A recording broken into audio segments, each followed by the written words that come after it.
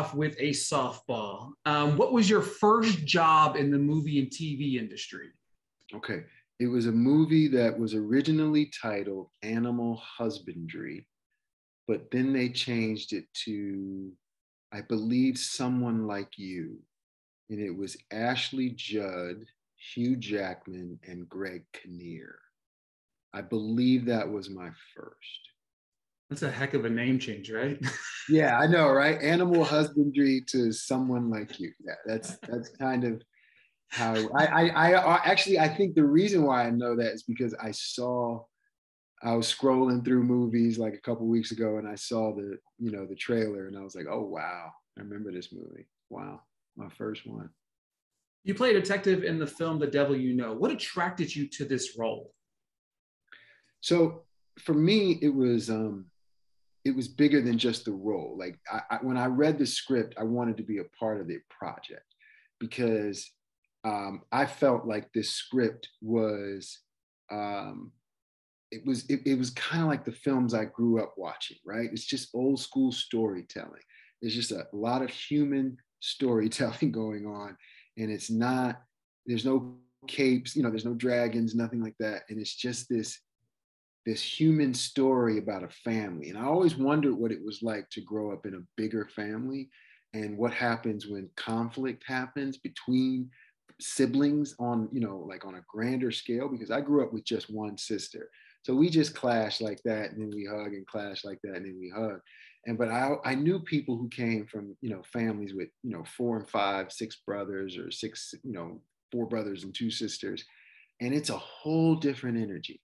And I always wanted to be a part of that.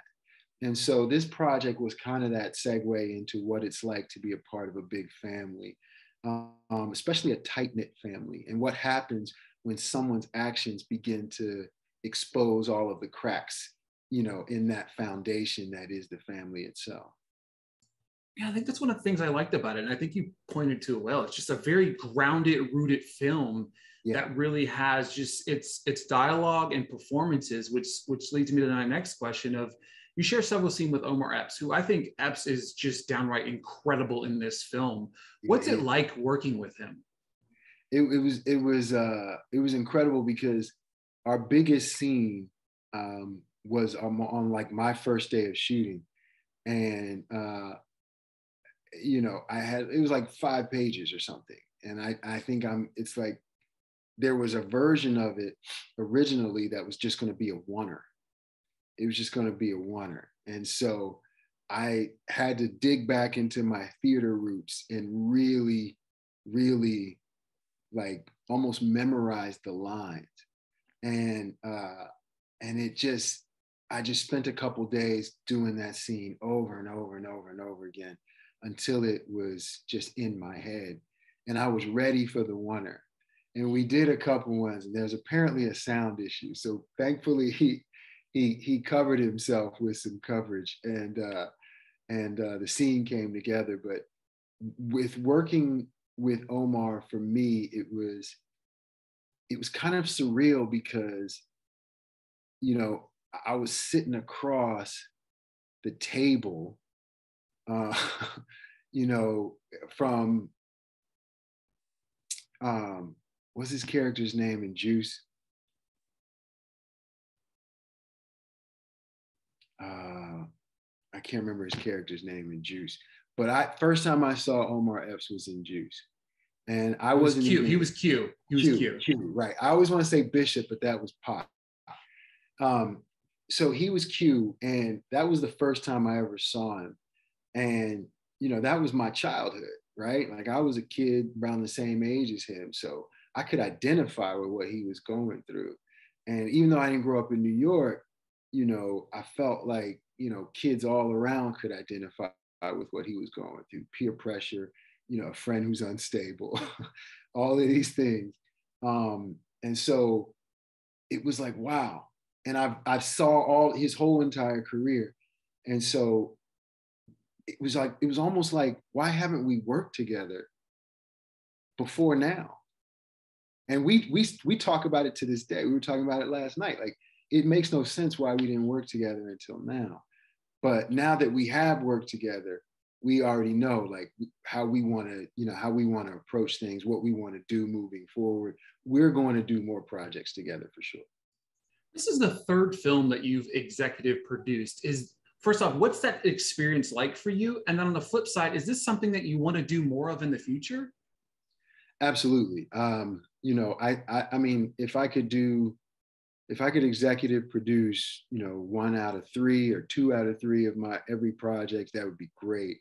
I like being involved behind the camera. I'm learning the tricks of the trade in terms of producing. I'm learning about independent financing. I'm absorbing as much as I can, and being able to spend time on set and not have to shoot is when you really start to understand what producing is about. Being involved before the cameras start rolling and pre-production and understanding, what that really entails. All of that is what I'm kind of taking in. And Charles, God bless him, he was a great mentor on this one. We would sit there in Video Village and watch the actors, and he gave me permission to kind of shadow him. So I would walk up, when he wanted to give a note, I would walk up and watch what he says, you know what I mean? And sometimes we would talk a little bit and I would tell him what I saw, and we would, he would make an adjustment or whatever. It was just an incredible collaborative experience. And I really appreciate Charles Murray, the writer director, for giving me that opportunity. And at the same time, anytime you have an opportunity to be involved in the development of a project and the development of a character, I mean, that just opened my, and like I said, this is my third time doing it.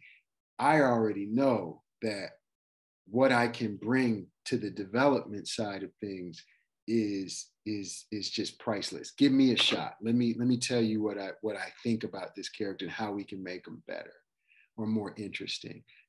That's where executive producing is just it's a must-have in many ways. Speaking of that, you work on big budget projects, and then of course you work on indie style of films. Do you prefer one or the other? And does that indie film kind of bring that more personal approach to everything? They both serve a different purpose, right? So a big budget film like a Too Fast, Too Furious, it's just amazing to see the grand scale and the amount of people it takes to make a movie on that level.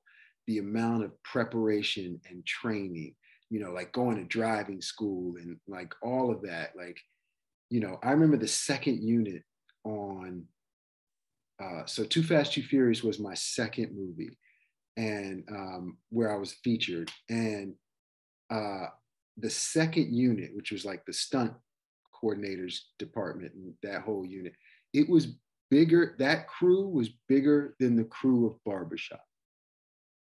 That's how massive of a production the Fast franchise was back then. I can't even, I don't think I'd be able 7 films later. I'd be drooling over what I would see right now at the level they're at right now. But I can say that it is a feat to watch all of these people collaborate to make a project. So that's beautiful.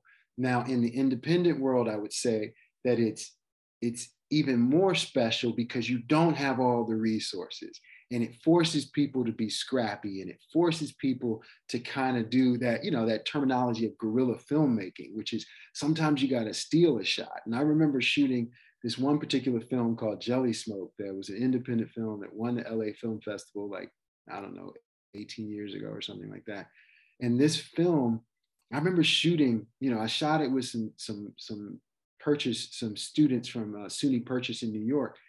And we would be in the subway systems just shooting with no permits, just, Michael, run through here and, blah, blah, blah, blah, blah. And we'll do this and then go up the steps and we'll follow you up. Like, I miss that because that's where it all started, right?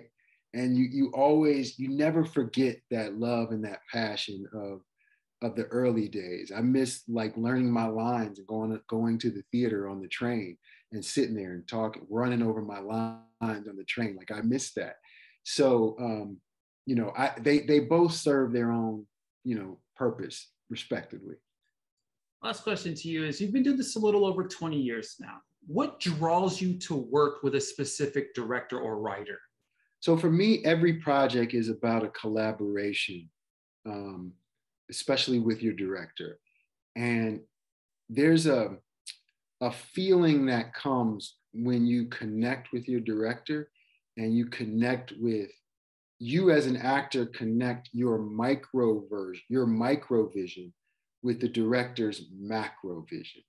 And that is something that when it clicks, the shooting experience, I can't always say that the movie comes out great, but the shooting experience is always on a 10 out of 10. Like it's just an incredible experience where you're just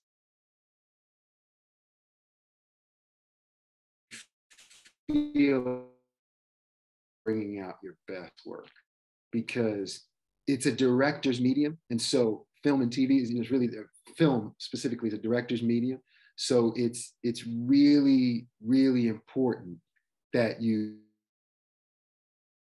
know, that you find that history between you and your director.